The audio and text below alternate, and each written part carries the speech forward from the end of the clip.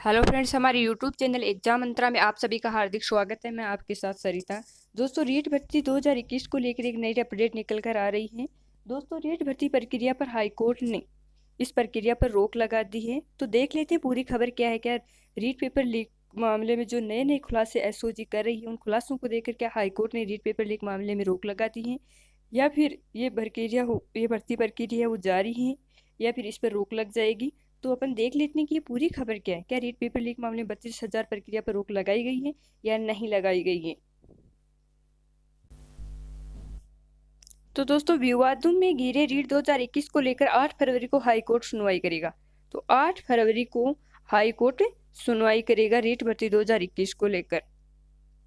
याचिकाकर्ता ने रीट पर रोक लगाने की मांग की है। उधर राजस्थान सरकार ने 32,000 शिक्षकों की भर्ती पर तो राजस्थान सरकार ने 32,000 शिक्षकों की भर्ती के लिए 9 फरवरी तक आवेदन मांगे।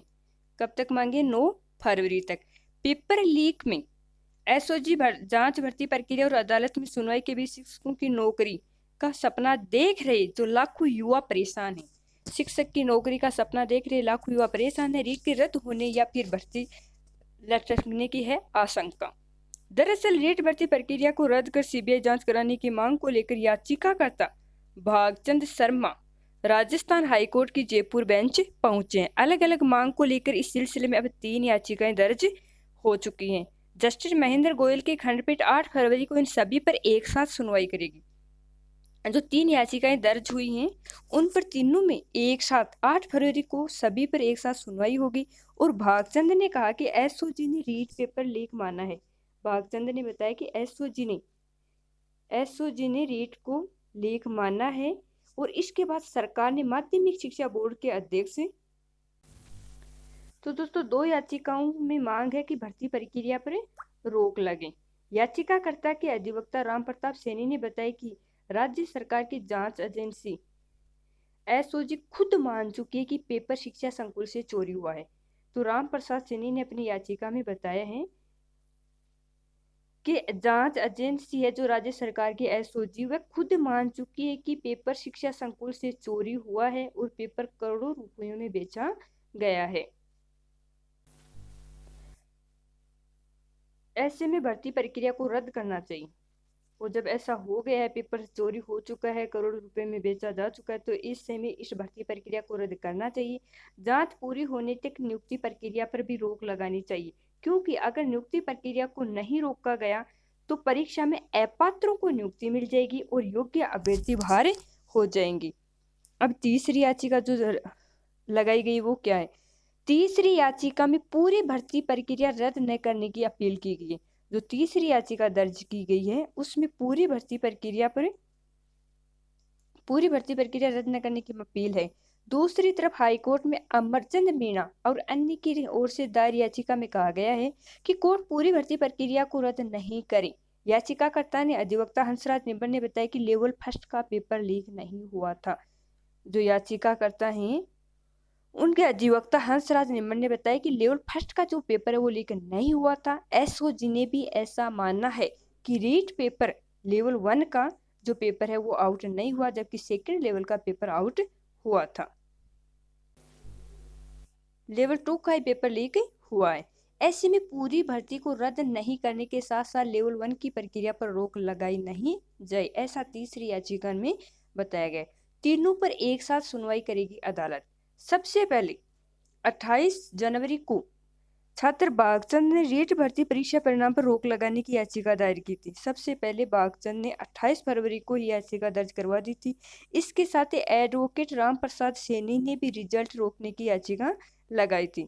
इसके बाद 31 जनवरी को अमरचंद मीणा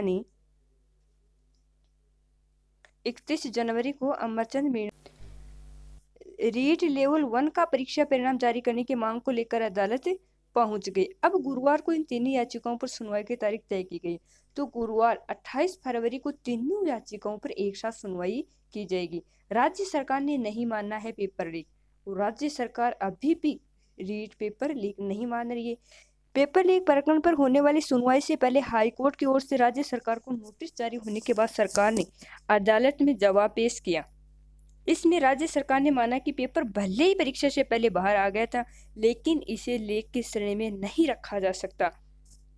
तो राज्य सरकार एसओजी के मानने के बाद भी रीट पेपर लीक नहीं मान रही है। उनका कहना है कि राज्य सरकार ने माना है कि पेपर भले ही परीक्षा से पहले बाहर आ गया था, लेकिन इसे लीक की श्रेणी में नहीं रखा जा सकता। वहीं दूसरी ओर एसओजी ने अपनी जांच पेपर को लीक मान रही है, जबकि एसओजी अपनी जांच में पेपर को लीक मान रही है। ऐसे में अब इस पूरे मामले को लेकर प्रदेश के 16 लाख से ज्यादा अभ्यर्थियों को 8 फरवरी का इंतजार है। तो 16 लाख से ज्यादा अभ्यर्थी 8 फरवरी का इंतजार करें। बता दें कि रीट का रिजल्ट सिर्फ 36 दिन के अंदर जारी किया गया था। परीक्षा के लिए इस बार 25 लाख से ज्यादा अभ्यर्थियों ने आवेदन किया था। इसमें बोर्ड ने 11,04,216 छात्रों को पात्र घोषित किया है। लेवल 1 के लिए 3,03,604, लेवल 2 के लिए 7,73,612 को पात्र घोषित किया है। तो कुल 11 लोग हैं, 11 लाख जो अभ्यर्थी हैं उनको पात्र घोषित कर दिया गया है। वो लेवल 1 में इतने हैं और लेवल 2 में इतने छात्रों को पात्र घोषित किया है। इनमें से ही मेरिट बनेगी। जो पात्र घोषित हैं उनके आधार पर ही मेरिट लिस्ट निकलेगी। इनमें से ही मेरिट के आधार पर 32,000 शिक्षकों को नियुक्ति दी जाएगी। इस बीच भर्ती प्रक्रिया पूरी होने से पहले प्रदेश भर में विरोध शुरू हो गया। तो ये भर्ती प्रक्रिया शुरू होने से पहले पूरे प्रदेश में रीट भर्ती को लेकर विरोध शुरू हो गया। अब सभी को 8 फरवरी का इंतजार है कि हाई कोर्ट क्या फैसला सुनाती है। क्या ये रीट भर्ती परीक्षा रद्द होगी या फिर इसकी सीबीआई जांच होगी या फिर ये भर्ती प्रक्रिया पूरी होगी, क्या परिणाम निकल कर आता है हाई कोर्ट का, सभी को 8 फरवरी का इंतजार है।